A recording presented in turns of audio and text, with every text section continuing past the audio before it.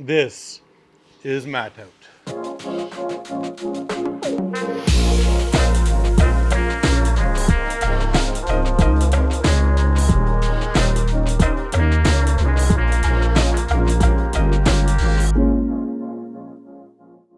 All right, so we're building that thing, the bench with the flower pots thing that you've seen in the intro. So the first thing we're going to be building is these legs for the benches and the corners for the gardens. They're essentially the same piece. So let's get to it. See you on the other side.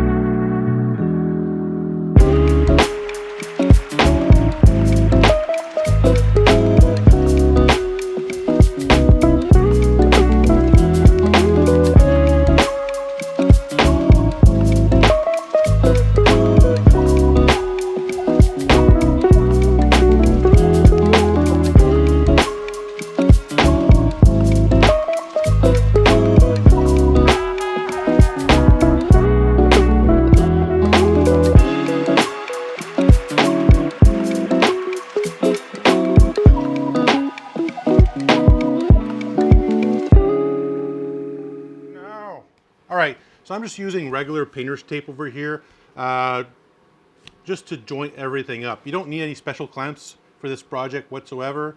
And yeah, that's basically the hardest joint of this entire build. So I guess it's like a beginner's project. You can do this in the weekend because I'm going to have to let these joints sit overnight for this to just set a little bit before building. So what I'm going to do before I go home and just relax a little bit, I'm going to cut everything to size. And I will see you tomorrow.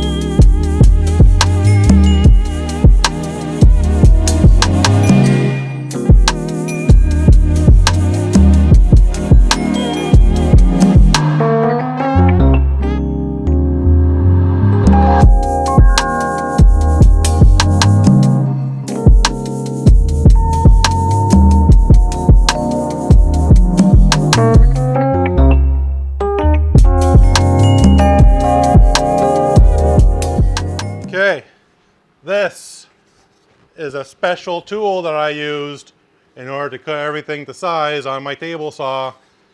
It's the miter gauge that came with the saw with a stick, just a piece of scrap, and a block that I put in there with double-sided tape. And I can do repetitive cuts real easy by using scrap material attached to, the miter saw thing.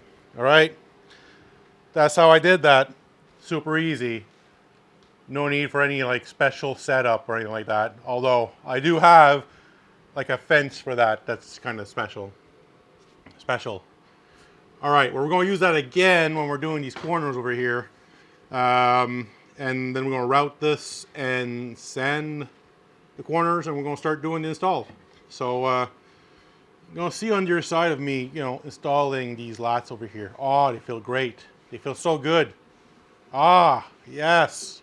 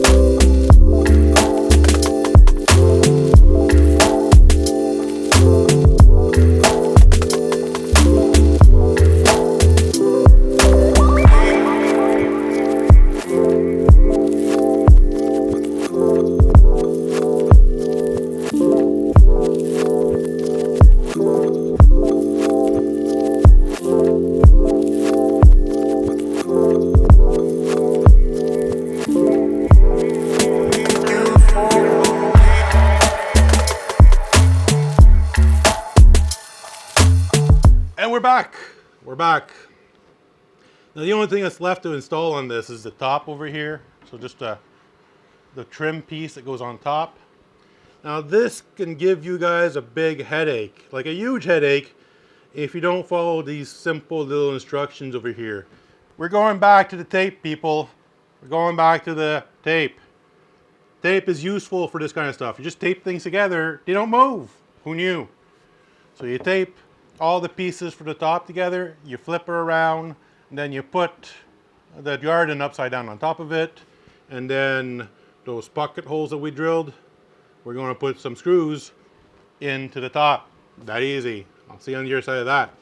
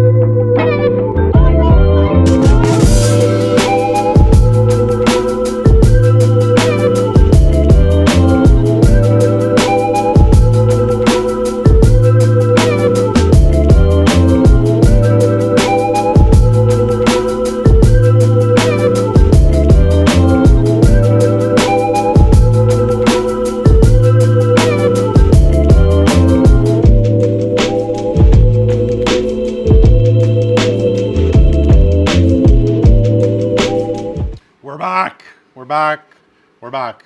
This is my representation of the bench. It's not a bench, it's the legs for the bench. Get excited. So first thing I'm going to do is build this, which is the legs attached to a cross member that's going to be attached to lats. That's going to be the bench. Basically, that's all you need to know. So let's start building this thing.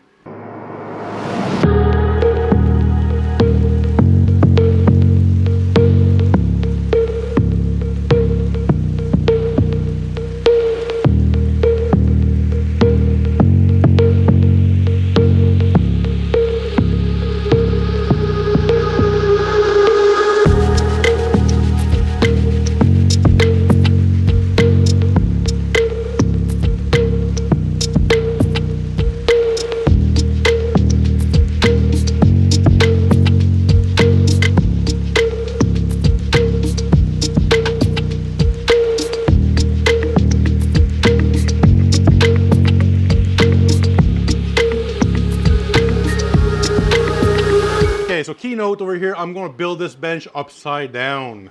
Just easier for me to build it upside down. Just the way it is. Now I'm going to be putting it on this bench over here, and what I'm going to do to protect the bench is put foam pieces like this. Okay? Super simple. The foam pieces are nice and cushy. This is nice and hard. If I got sawdust on my bench over here, it's going to be marking my pieces of wood. Don't want that. That's why I'm using foam. Pretty simple concept. So let's go ahead and keep on building this bench. Oh, one more thing. I'm going to cut all three of the bench slats together at the same time. Then I'm going to sand them before I install everything. Always sand before you start installing. That simple. All right, let's build the bench.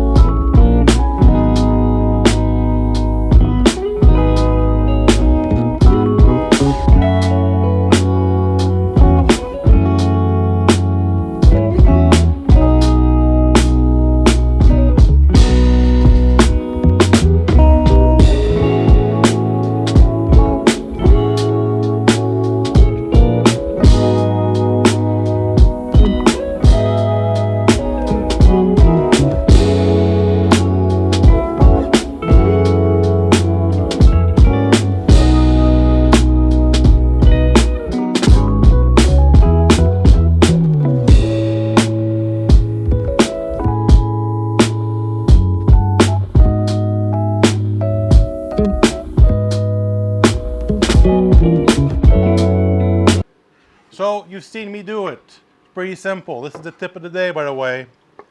Brought to you by me, my Patreon page. You want to get plans for this thing? Go ahead on my Patreon page. It's there, okay? I'm going to leave a link to my Patreon page in the description. Tip of the day.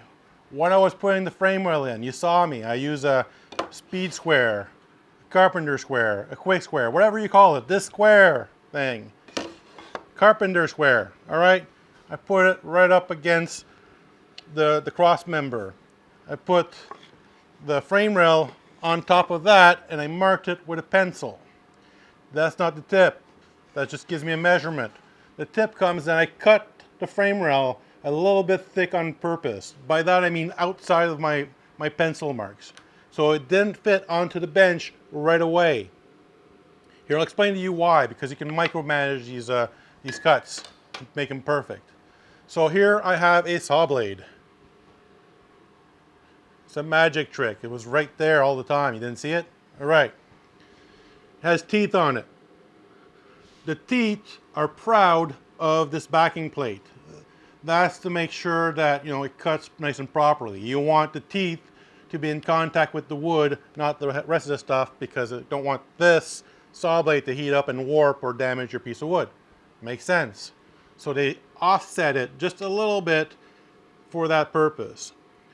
On blades, on your chop saw and stuff like that, it's usually about a 64th of an inch or a 32nd of an inch, or about the thickness of a playing card or a business card.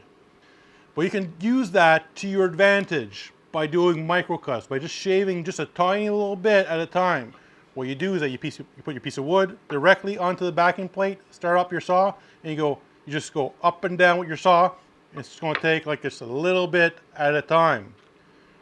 And by doing that, you can really fit these pieces nice and snug. And you want it snug to prevent the legs from going inside and out. All right? So that's the tip of the day for today. So I guess the bench is done. You can like, comment, subscribe. Tell me everything I did wrong in the comment section, people. And next time, it's probably going to be like a picnic table or something. See you later.